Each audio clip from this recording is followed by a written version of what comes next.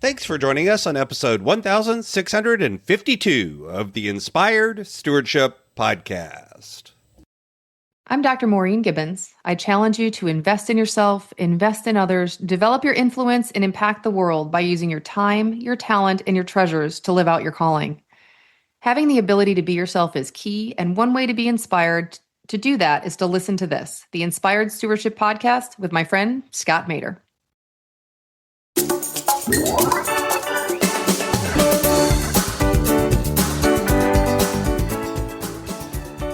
We get excited about something and we start doing the thing. What we don't do is put the systems in place for what I call the worst day system. Because you need to be able to create systems that help you succeed on your worst day, not your best day. And your best day isn't always a good day. Welcome and thank you for joining us on the Inspired Stewardship Podcast. If you truly desire to become the person who God wants you to be, then you must learn to use your time, your talent, and your treasures for your true calling. In the Inspired Stewardship Podcast, you will learn to invest in yourself, invest in others, and develop your influence so that you can impact the world.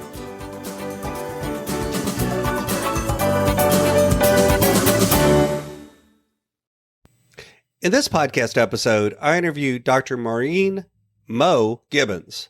I asked Dr. Mo about the difference between a time problem and a bandwidth problem. I also asked Dr. Mo to share with you why sustainable change is so challenging. And Dr. Mo also shares with you why sustainable life change is so important to her as part of her message as a doctor and a coach. I have a great book that's been out for a while now called Inspired Living. Assemble the puzzle of your calling by mastering your time, your talent, and your treasures. You can find out more about that book over at inspiredlivingbook.com. It'll take you to a page where there's information and you can sign up to get some mailings about it as well as purchase a copy there. I'd love to see you get a copy and share with me how it impacted your world. Dr. Maureen Gibbons, known as Dr. Mo, is a physician, entrepreneur, and author of Freedom to Shift. She helps high achievers trade overload for health, time, and income freedom through practical lifestyle medicine and real-world systems. Welcome to the show, Dr. Mo. Thank you so much for having me today, Scott. I appreciate it. Absolutely. I'm looking forward to our conversation.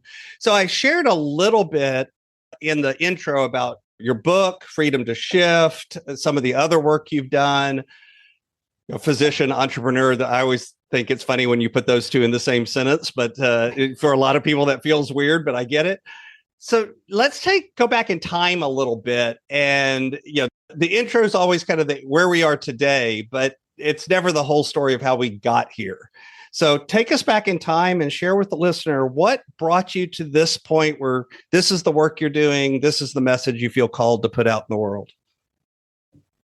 I think it's twofold. I think that what I've observed is that looking back through my life, the coaching, I've been a coach for over 35 years in various ways. That's the through line.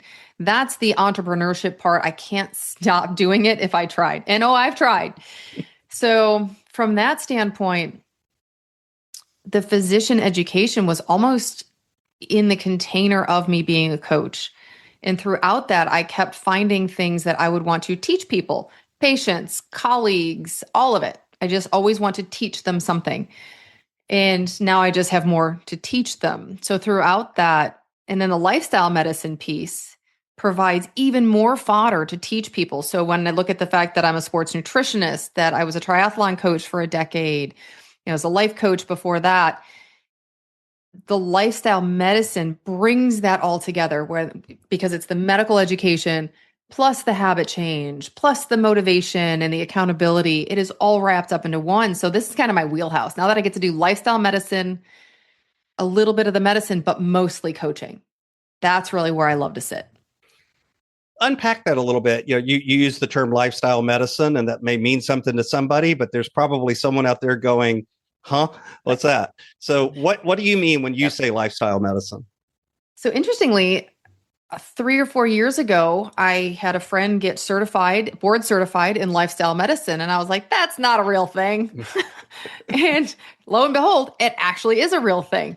It is a board certification, just like any other board certification, but we work on lifestyle concepts, community, relationships, nutrition, prevention. I call it a proactive, in my practice, we call it developing a proactive baseline. So you know what your family history is and what you're working toward and what kind of diet would work best for you given your medical constraints, or how much exercise we get. It's really truly lifestyle medicine. And there are pillars within lifestyle medicine that help you, I guess, have better health. The way I phrase it is your primary care doctor's job is to get you to about a level C, avoid disease or take care of disease, manage chronic disease, that sort of thing. We want to get you to a level A in my practice.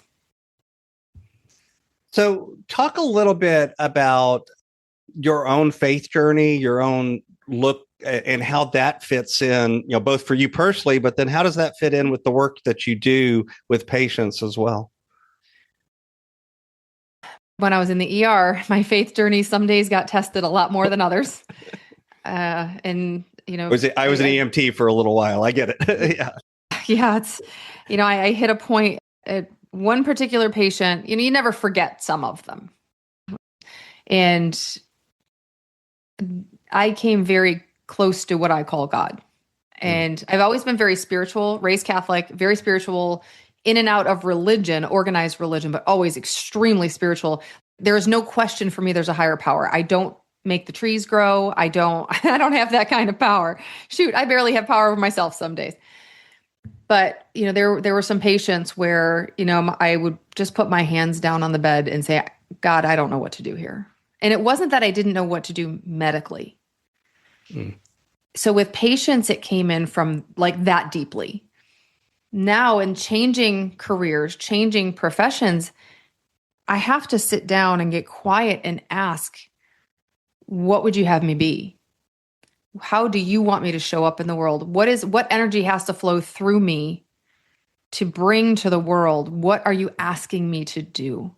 And sometimes that's not sign up for another Ironman, sign up for another shift, the things that my ego wants to do. It's not that. Mm-hmm. So how does that show up in the work you do with the folks in the lifestyle medicine? So it's two factions of people that I work with, because I work with my patients. Some of my patients are also coaching clients as well. They're all coached, whether they want to be or not. But the patient perspective, they want a prescription. They want relief. Well, I guess the coaching clients are the same. They want relief, where they get the door open to relief from me. And then we build what's behind that door, because it's really not just the relief. They want to build something that makes that relief sustainable, whether that's energy management, weight management with patients, or with my health, energy, and time freedom with my coaching clients. Mm-hmm. I think too, and I've had this, I work with folks oftentimes in time and money realms. And I think it's true of, first of all, coaching is life coaching. It's just a matter of what lenses you're looking at life through. But regardless, when you talk about it, I've had folks that they're working on their money and then they come back later and they're like, I'm losing weight. Why am I losing weight? And it's like, because you got some discipline and attention and habits in one area of your life. Oftentimes it naturally affects every other area of your life. There's some connections there. And I'm sure you've seen the same with people working on health and showing up in other areas. Talk a little bit about, how have you seen that? What do you see as the connections between how people look at time, how people look at money, how it shows up in our health, all of those different components of our life being, I guess, feedback loops, for lack of a better description? I think that's a great description, because we're either spiraling up or spiraling down. And that snowball, the avalanche effect, happens one way or the other. I mean, inertia is real. So when you're not paying attention to your finances and not paying attention to what's on your calendar and what you're actually spending your precious days on, or what you're eating, what you're ingesting, when I say ingesting too, I mean thoughts, news, articles, social media.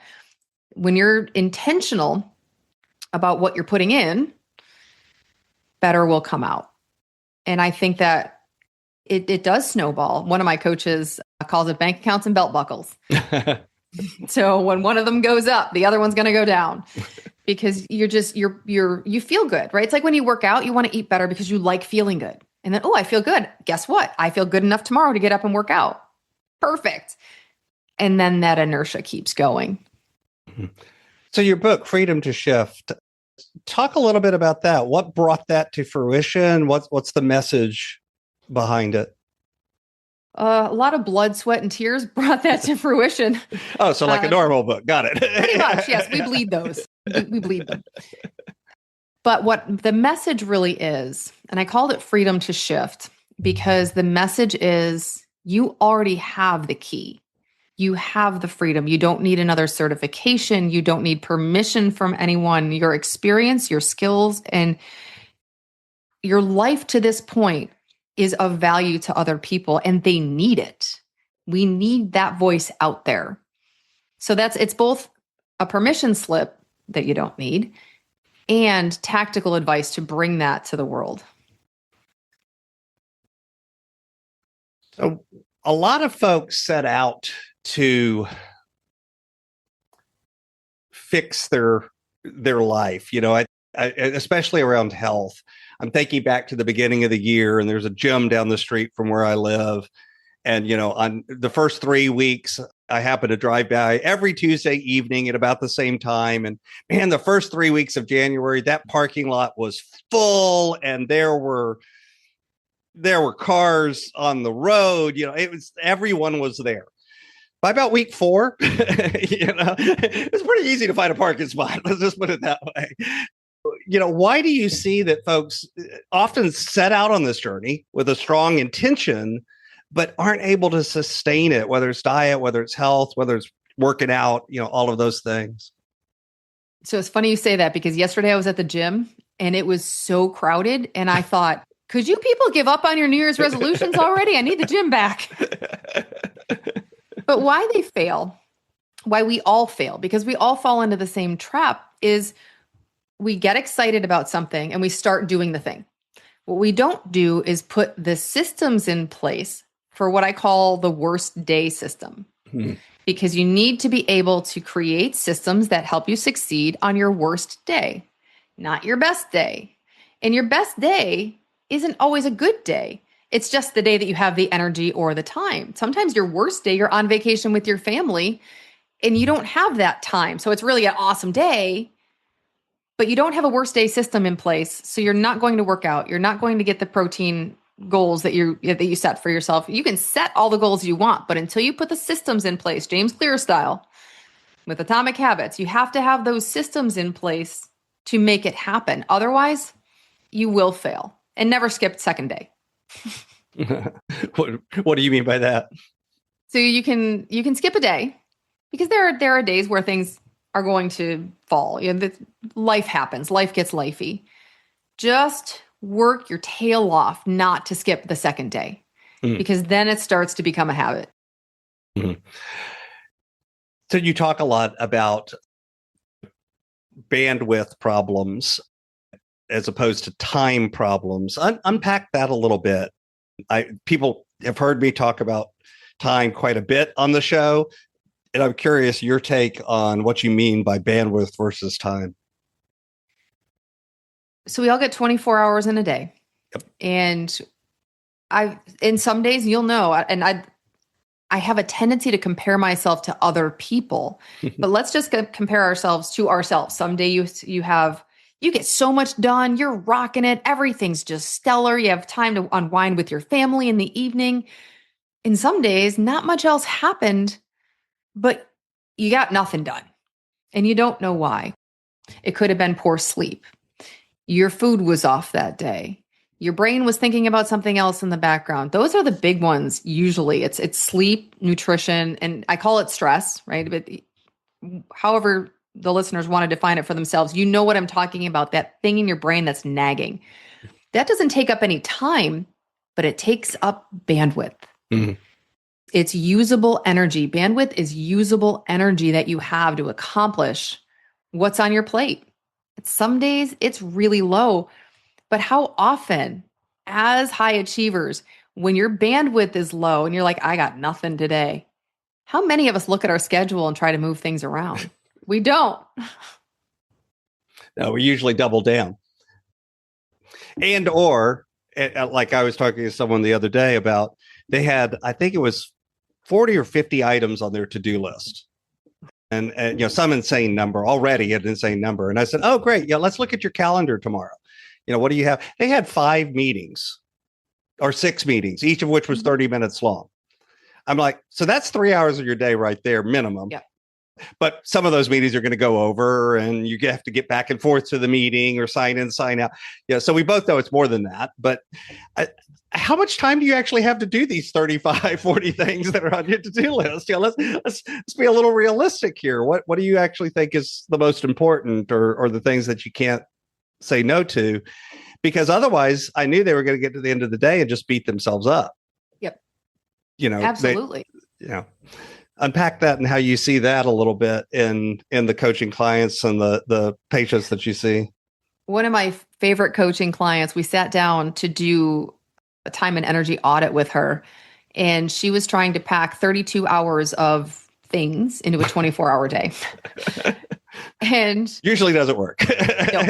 And she had never put it all down. Right. Like, it's like literally, it's David Allen. If you've ever read Getting Things Done, he talks about put everything in your house in one room. And I was like, oh, that all I could see is that's never going to get put away. But we have to take the time to at least unpack the parts of it. My to-do list is actually a to-do ever list. It's not my to-do next day.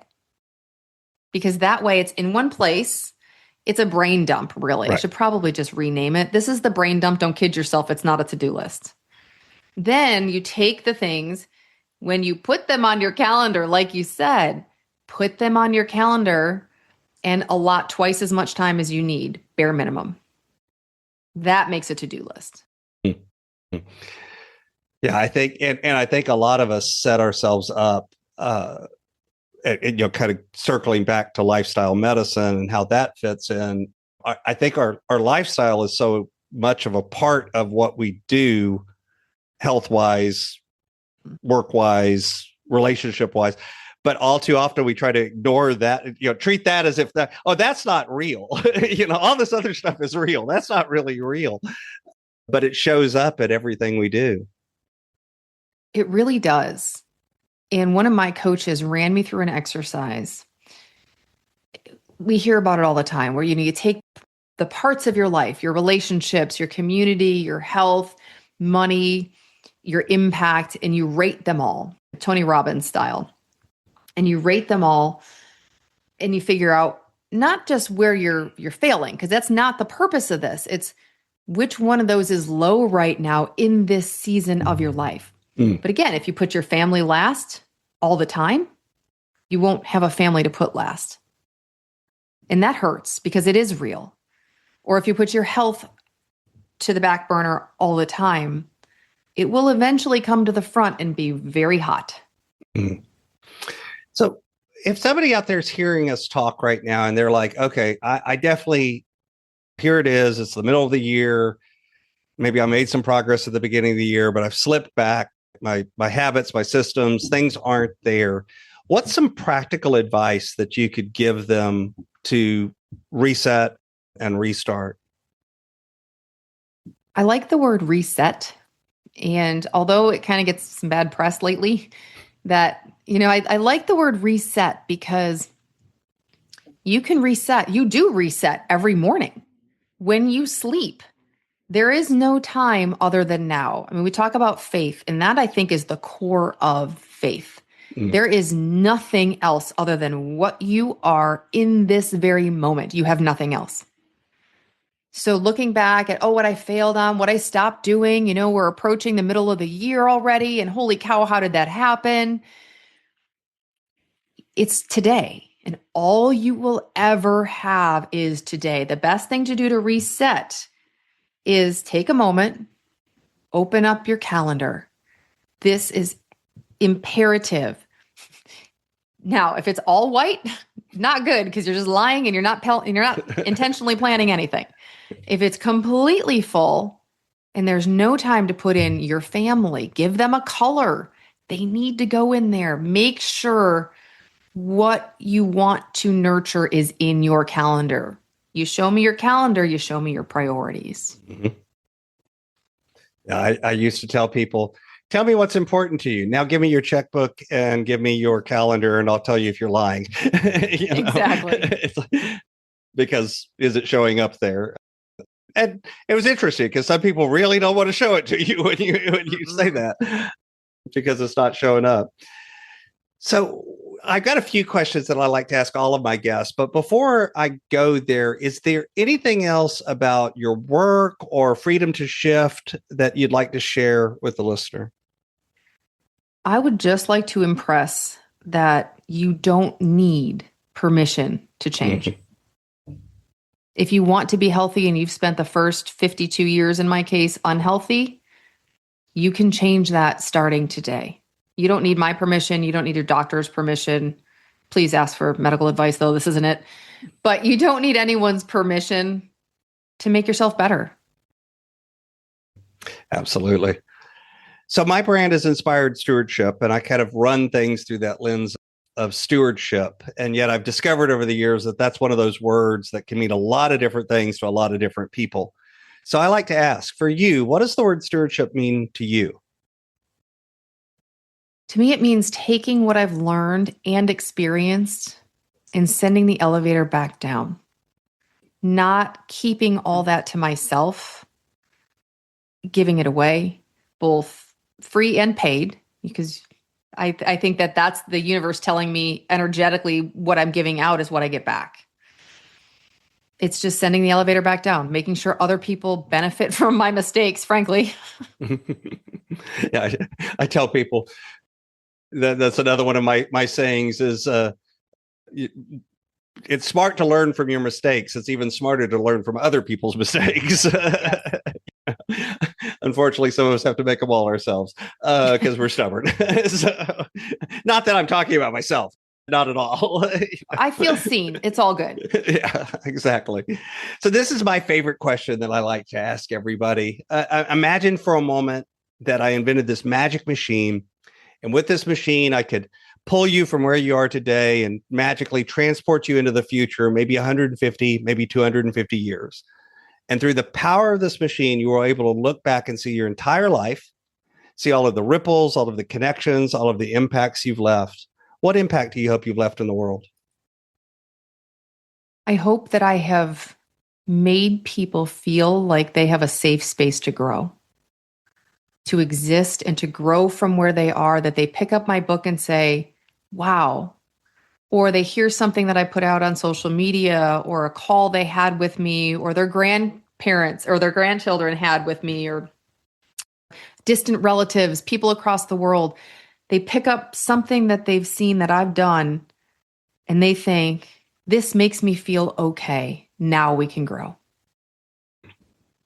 So what's on the roadmap? What's coming next as you continue on your journey? 2 more books, but one of them, the second one is in process. But again, it's life, right? That's the journey. The journey is, yes, I've created the freedom. So now how am I going to spend it? So now we determine what I give back to coaching. I just started a new physician program. My high achiever coaching is my largest program, but there's a very specialized physician part of that. So that's just getting off the ground. Super excited about that. And just being more and more visible, reaching more and more people. So you can find out more about Dr. Maureen Mo Gibbons over at shiftwithdrmo.com. Of course, I'll have a link to that over in the show notes in case you're driving or can't write it down right now. Dr. Mo, is there anything else you'd like to share with the listener? I just want to let people know that if they do want to start today, DM me on Instagram. It's at Dr. Mo Gibbons. If you DM me from here and give the word podcast, you get a link to my vital metric review, which is a template and the very first step to kind of take a look at that calendar, what's serving you and what's not. Awesome. Thanks so much for that. I know folks will appreciate it.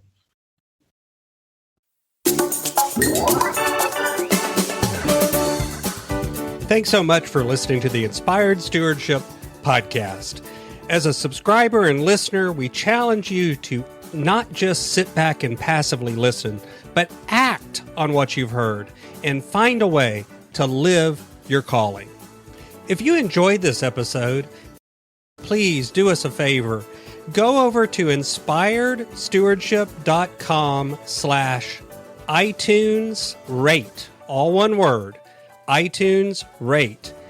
It'll take you through how to leave a rating and review and how to make sure you're subscribed to the podcast so that you can get every episode as it comes out in your feed. Until next time, invest your time, your talent, and your treasures. Develop your influence and impact the world.